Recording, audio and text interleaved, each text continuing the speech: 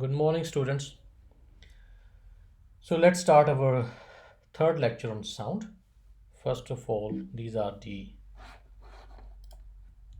contents of our today's lecture. First, we will review what we have studied in the last lecture, and then we will be covering the different aspects of the sounds, clipping and dithering. Then we talk about how we can remove the noise, and then at the end we will discuss the compression, how we can compress the sounds just like we did the compression for our image files.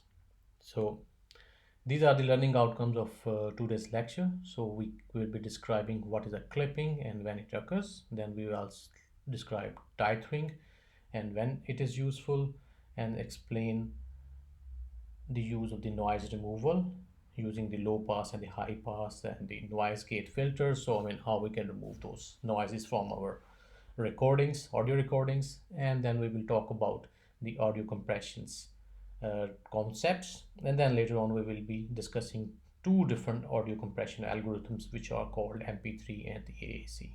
So these are the learning objectives of today's lecture. So first thing is we need to review what we have done in the last lecture. So you remember that we talk about digitizing the sounds.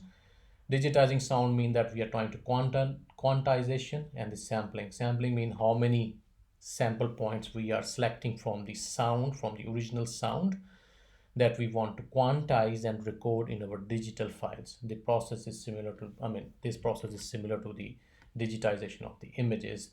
The difference between the image and the sound is in the images we talk about the color values or the light waves, what are the different colors at for each pixel. And here in the sound example or the sound case, we talk about what are the different amplitudes or different frequencies which at a specific point of time exist in a specific sound wave, and then we need to quantize them so that we can record all those values inside our digital file. So sampling is again how many samples we take. For example, if we look at that, we have the original sound wave, which is a continuous, and it contains the infinite information. And then we say that we take 1, 2, 3, 4, 5, 6, 7, 8, 9, 10 samples in the in this particular specific sample rate. We have 10 samples in 1 second, and then later on we have more samples. And then you can see that if we try to sample with these, it will be difficult to produce the original sound. But on the other side, if we have more samples, then it is more likely that we are going to produce the more accurate and reproduce the original sound from our digital file. The second thing is, once we have decided at how many samples we are going to take in 1 second, we need to decide at what is the quantization. Quantization means that how many different levels we have. For example, if we are talking about 1 bit, it means that we have only two possible values which can exist in the digital world, which is 0 and 1. If we talk about 2 bits, then we have total four values: 0, 0, 1, 0, 0, 1, or 1, 1. And similarly, if we are trying to increase the number of bits, then the number of values that we can save in our computer or the digital world, they are going to increase. So if we look at that, we have 8-bit information. In the 8-bit, we know that we have total 256 possible values that we can save in the digital world. And in the 16-bit, they have become 65,000, around 65,000. So you can imagine that we have more values to quantize. They will be more accurately equal to the original values of the sound, and they will be able to reproduce the more accurate sound. But on the other hand, if we have less number of bit information that we want, bit depth, then definitely it will affect the quality of the sound. So two things: higher bit rate, good the quality. The same thing principle here. If we have higher bit depth, again we will have a better quality of the sound in the digital world. Then we talk about the bit rate. uh, Bit rate is kind of a what is the uh, bits, number of bits we are using to record one sample, how many samples we are taking in one specific second, and how many channels we have. We have mono, which is only contains only one channel, or we have a stereo which contains two channels. So if we look at the CD, then we can see that the bit kilobits per second, 1411.2 kilobits per second is the bit rate for a CD. And similarly, we can see that mp3 or .wma, they are the other what you can say that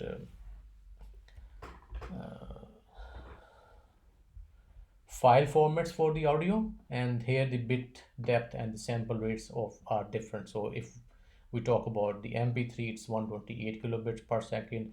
If we talk about wma, that it's 192 kilobit per second. So if we compare with the CD 1411, these mp3 and wma, they have lesser bit rates per second. So these are the different bit rates. Why they are less, we will be talking when we talk about the mp3 compression algorithm. Based on the bit rate, we can calculate the approximate size, not actual the real size, but approximate size of the file in our digital world. So we have a bit rate, whether it is a 128 or 1411, and then multiply it in this number of seconds, how many seconds that particular specific data is. I mean, because this is a 1 second bits that we are going to use, and how many seconds that audio is long, and then we dividing it by 8. Because it is a bit rate, it's the answer is in the bits, and if we want to convert into the bytes, we need to divide over the 8 so that we get the file size in the bytes, not the bits. And similarly, they have given that if we have a 70-minute CD, then the total size is 700 megabytes. So this is our review so far, what we have studied in the last lecture. Let's start for the today's lecture. The first thing is clipping. A challenge aspect of the reading and streaming live audio is getting the level correct. What do you mean by level? If the volume of the incoming signal is too low, I mean, if we say that if the volume is too slow, our ears cannot hear it properly. So when we cannot hear it, it means that there is no, I mean, although there is a very the sound signal is there with the very low frequency or low amplitude, but because we cannot sense it, we cannot hear it, so we consider it is too quiet.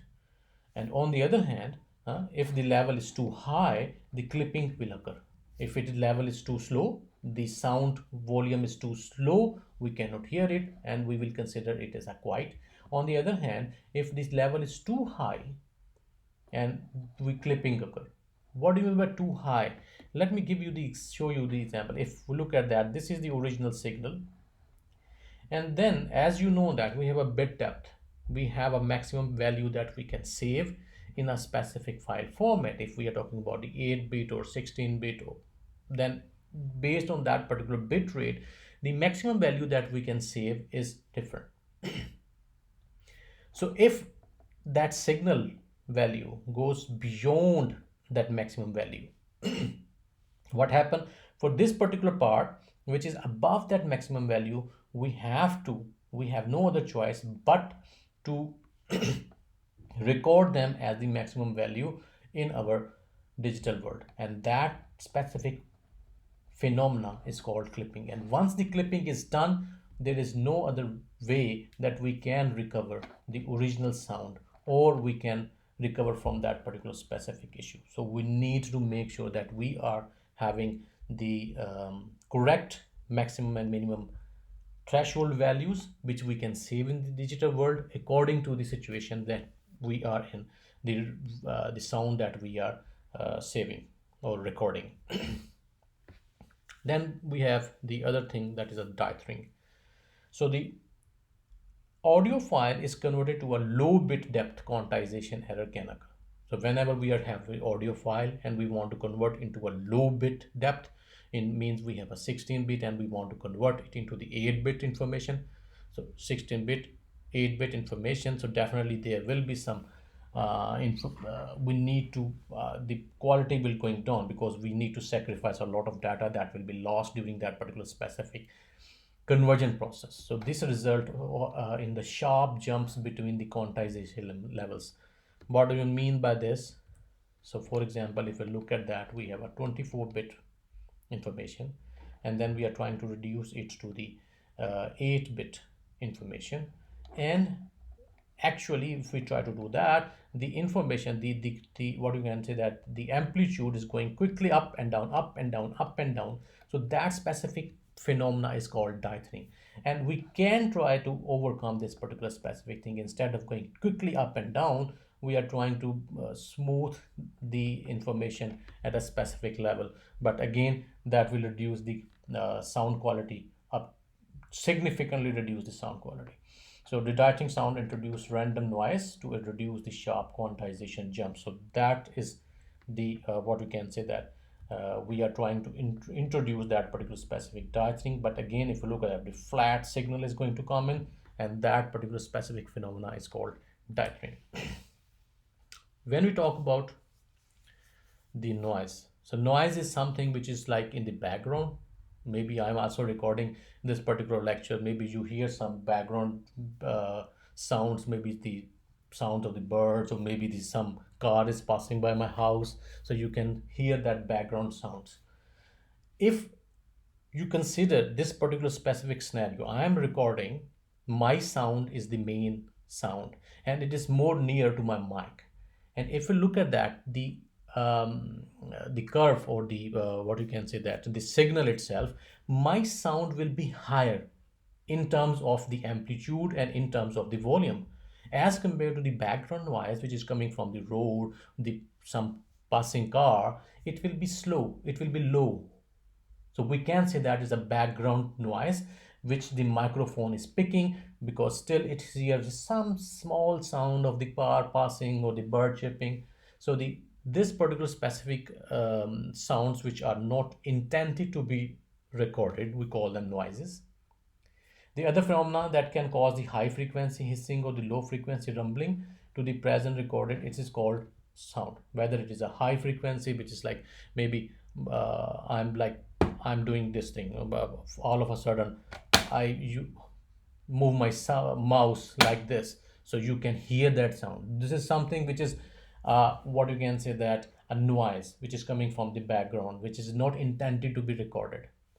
So noise can be removed from the audio tracks using filters. So we can. The good thing is about the noise is that because they are the sudden high sounds, or maybe very low sounds which are coming from the background of the like car passing on the road. So these sounds can be removed from the recording. And how we can remove? We use the filters. So we have different type of filters. We have a high pass filter, we have a low pass filter, or we can also have a noise gate which can be combining multiple filters at the same time.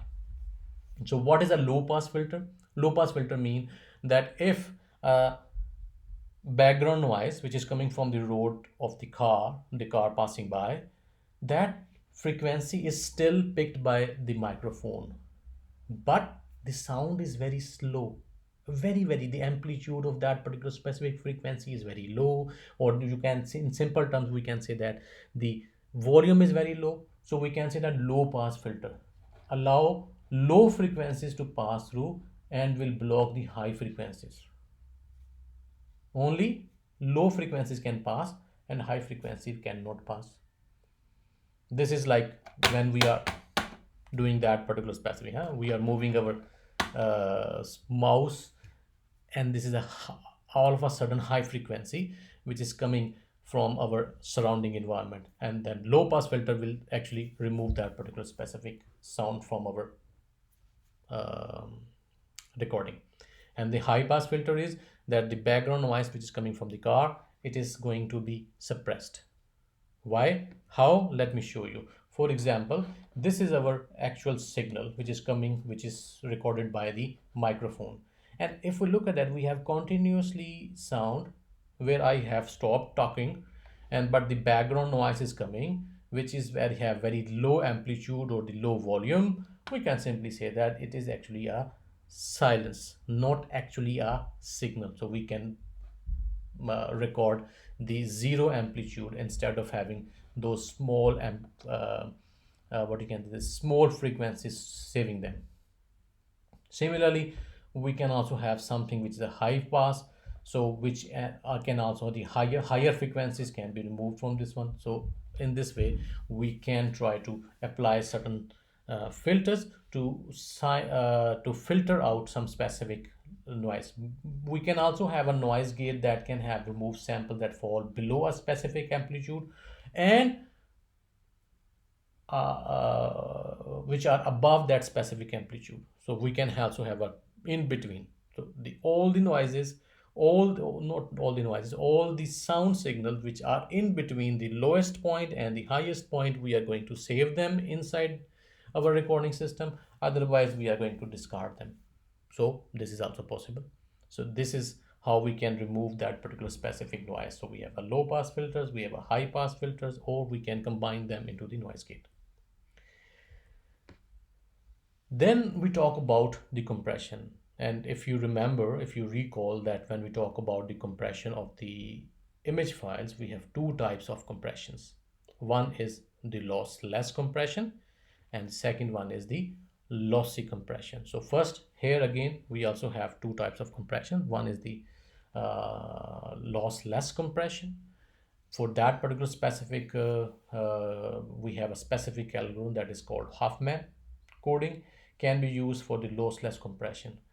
I mean, this is not the point, I can't explain you, but what you can say that the details of that particular Huffman coding algorithm, but the point is that whatever information are present in the original soundtrack, we are trying to compress the file size in such way that we don't lose even a single point of information.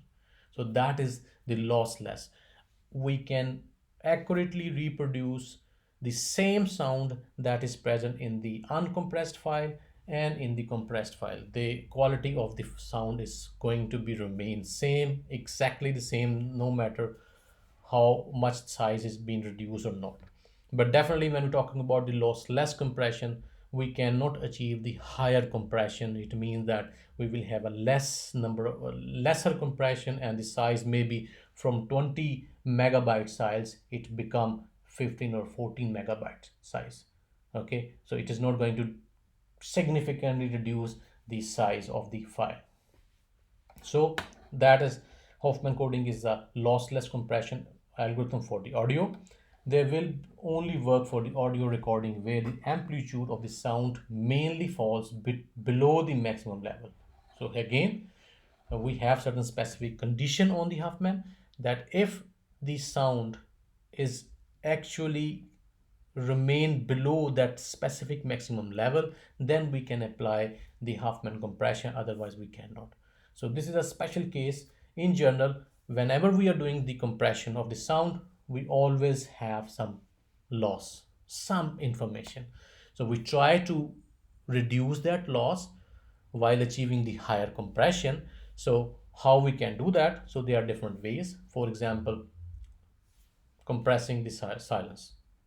I mean, if we talk about, we are in the CDs, we are saying that 44,100 bits per second, okay, or greater samples with a value of 0 would normally be required for each second of silence. So, I mean, look at that, how many bits we require just to record the 0. I mean, we can reduce it significantly. That will help us to, if we only remove the silence from our actual soundtrack, then maybe we can achieve a specific a very good level of the compression. The size of the file can go down. So instead of recording these bits for 0 of the length of silence can be recorded, we can discard them, and we have some other way to save that particular specific information instead of having those 1400 and 100 bits, 16 bits. However, as noted, recorded silence will rarely result in the perfect 0 samples. Perfect 0 samples mean there is always something is going on. So there are very rare chances that we have those perfect zeros, and then we can remove them. So ultimately reduces the size of the audio when we are removing those silences or the perfect zeros from our audio files. For each second of the silence, we have this. 0 0 0 0 0 0 0, definitely we don't want to save those information, so we want to try to reduce it. How we, and by removing those compressions. And again, this is a lossless compression, because we are just removing the silence, we are not losing any kind of information from this sound. So again, still it is a lossless compression. Now we talk about the lossy compression. So there are a lot of lossy compression algorithms used for this sound. Uh, Significantly change in what is heard and discarded. So we have different way to that. We have a perceptual based compression, or the uh, perceptual coding. What do you mean perceptual? I mean, we know that a human ear can hear the sound between the 20 hertz to the 20,000 hertz. And then this is the frequency that we can hear. Then we also have the amplitude information, the volume is high or low. If it is too low and we cannot hear it, then for us it is a silence. We don't need to record that information. If it is too high, then again we uh, it can obscure certain sounds. I mean, we have a very loud volume, okay, loud volume, loud sound. Maybe a drum, you hit a drum very hard, or maybe you are playing some guitar very, I mean, those, what you can say, rock music or something, which has a very loud. So if one particular specific instrument is too loud, and there are some other instruments which are playing at the same time, and they are also producing some sound phenomena, sound frequencies, which are combined together and they are touching over our ears.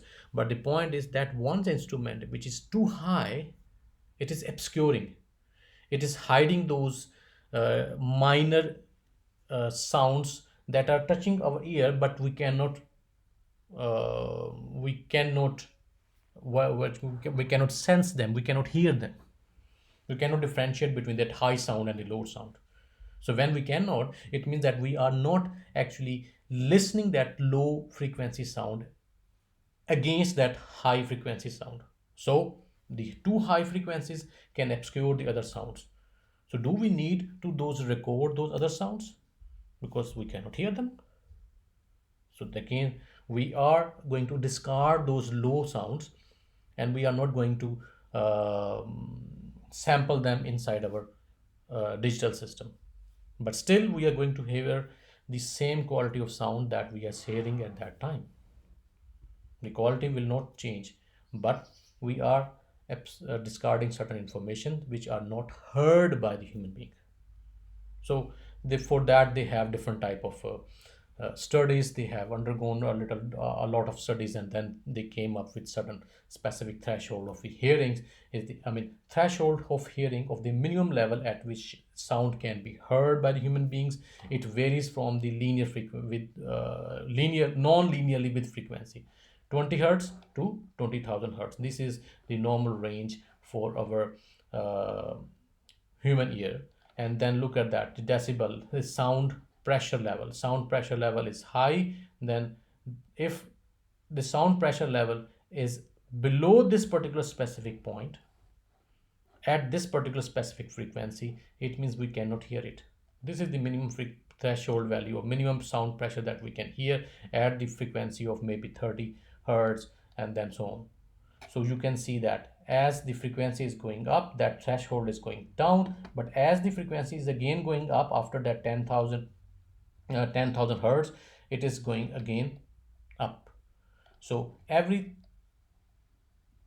information of the sound which is below that particular specific red line, we don't need to record that information. And that's coming from the research, that is coming from the analysis of the sounds and hearing and all that kind.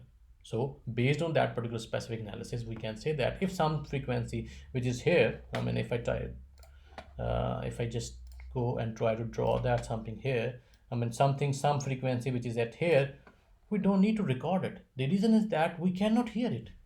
If we cannot hear it, why we need to record it? Why we need to keep those information?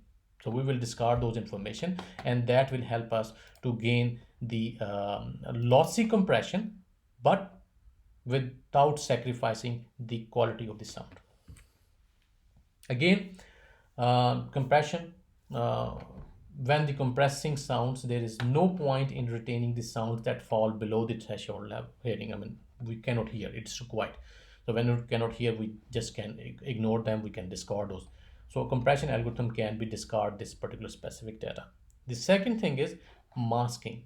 And what we are masking, sometimes some loud tones can obscure other tones. Just like I give you the example that if there's a instrument which is playing a very loud sound, and then there is another instrument which is playing the sound but in a very low frequency, so that particular specific high tone is going to obscure, going to hide that low tone from our hearing.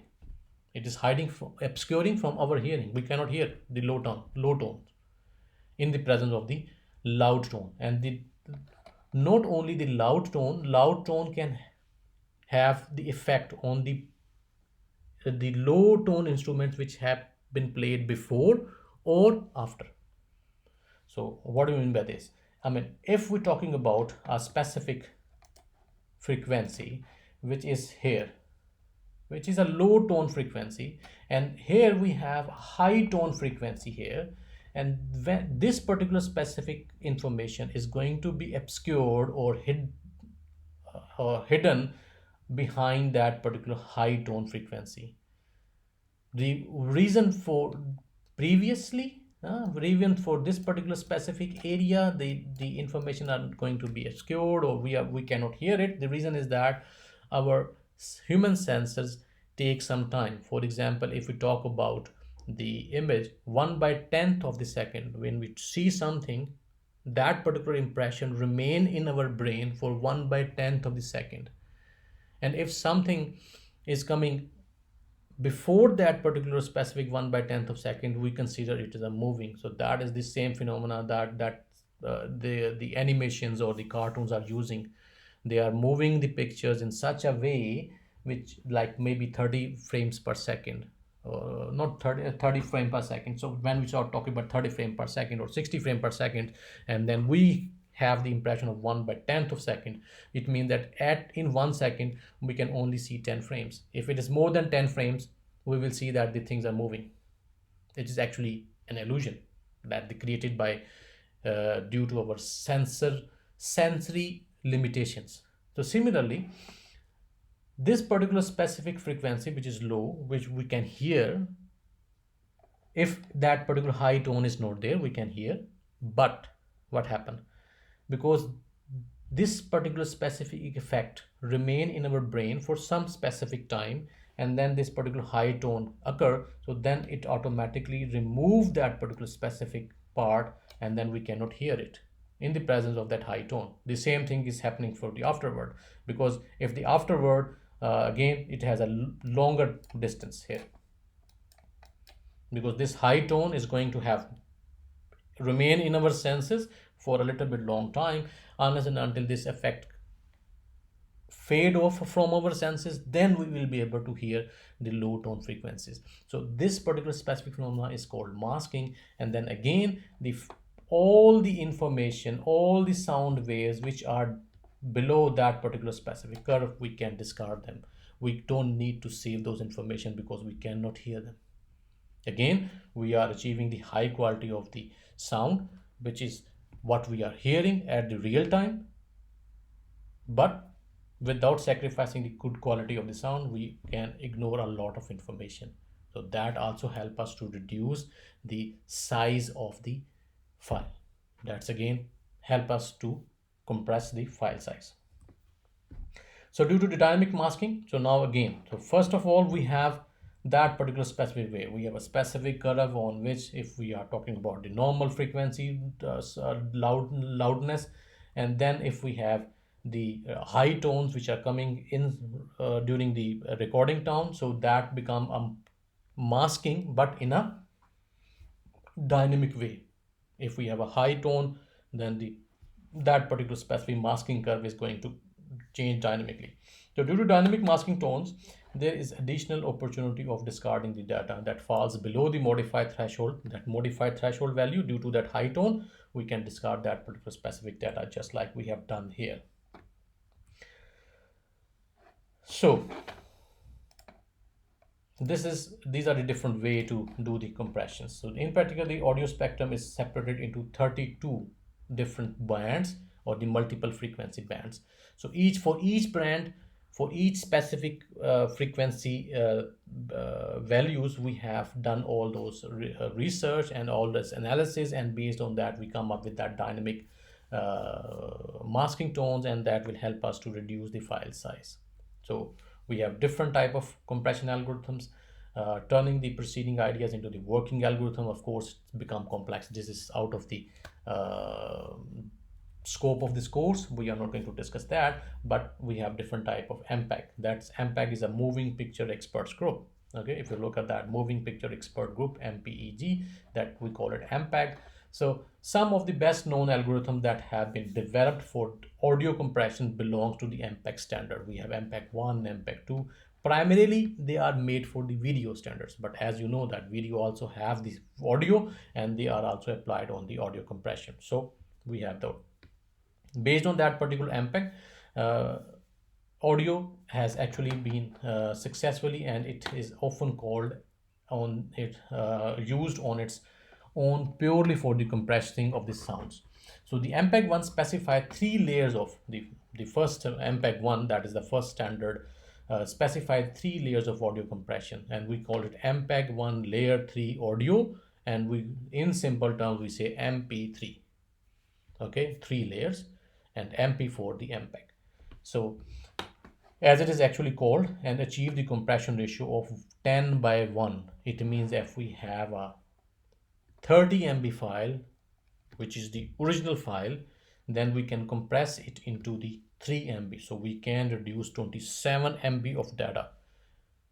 So that's a quite high compression that we can achieve using the MP3 algorithm based on the MPEG 1.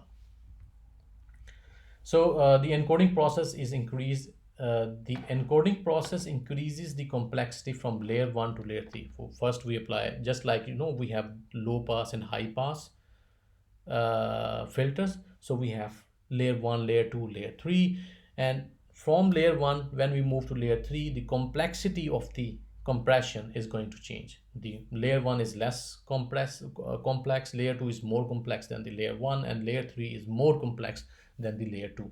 So but we can achieve, of course, the details we cannot discuss it here, but because it is the scope, out of the scope, but you can imagine that from layer 1 to layer 3 the complexity is increasing. The quality that we obtained at 192 kilobits per second for each channel at layer 1 only needs 128 kilobits per second. So you can see that at layer 1, if we need the bit depth of 192 kilobits, then it will be reduced to 128 kilobits in the second layer, or it can be further reduced into 64 kilobits per second in the layer 3. So you can imagine that how much compression we can achieve. Normally, the standard bit rate for the MP3 is 128 kilobits, and often it is claimed, that it give you the CD quality, which is the uncompressed format. Okay, compact disc is an uncompressed format, but standard bit rate for the MP3 will give you the same kind of quality. If you can remember, it's 1411 point something bits per second, and here we have only 128 bits, 1400 and 128. So you can imagine that how much compression we have achieved using that particular specific MP3 algorithm. The bitrate can also be dropped significantly to further reduce the file size. This is a standard bitrate 128 kilobits, but we can also have 96 or the 64 kilobits bit rates for the MP3 as well. So based on, because later on, based on the MP3, they have different variations of the MP3 has been developed, so you can further reduce the bit size. But definitely the sound quality that we can achieve with 128 kilobits per second, it is going down, that we cannot achieve with 64 kilobits. So we have to sacrifice some sound quality when we are trying to reduce the bit rates. The other compression algorithm is the AAC, AAC stands for the Advanced Audio Codec, which is part of the MPEG 2, MPEG 1, MP3, MPEG 2, AAC. AAC, further advanced algorithm for the audio compression, is incorporated in the MPEG 4 as well, and is often considered part of the standard. AAC was also able to achieve the higher compression rates, because it's a more advanced algorithm, so it can higher compression can be achieved as compared to the MP3. Like MP3, AAC also uses the perceptual coding. We have high tones and low tones, the frequency that we cannot hear, we need to discard them. So that specific perceptual coding it is using, but also employs additional techniques that are more complex. So normally we can say that AAC, or Advanced Audio Codec, with a 96 kilobit per second bit rate, it can achieve a quality which is more greater or more superior than 128 kilobits per second MP3. So you can imagine with the 96 kilobit per second or the bit rate, they are achieving the higher sound quality from the MP3, which is using the 128 kilobits per second bit rate. So and ACC is also used, is the compression algorithm which is used in the iTunes by the Apple. So if we try to review what we have studied today, first of all, we talk about the clipping. What is a clipping? Then we talk about dithering, describe that, what is that and how it is useful, and explain that what is a noise, how we can remove, how using those low pass and high pass or the noise gates. And then we talk about the audio compression, what we meant by the audio compression, what is the perceptual coding, or and then based on that how we can achieve the talk about the two different algorithms, which are compression algorithms, which are the MP3 and AAC. So this is our lecture today. Thank you for listening. Bye.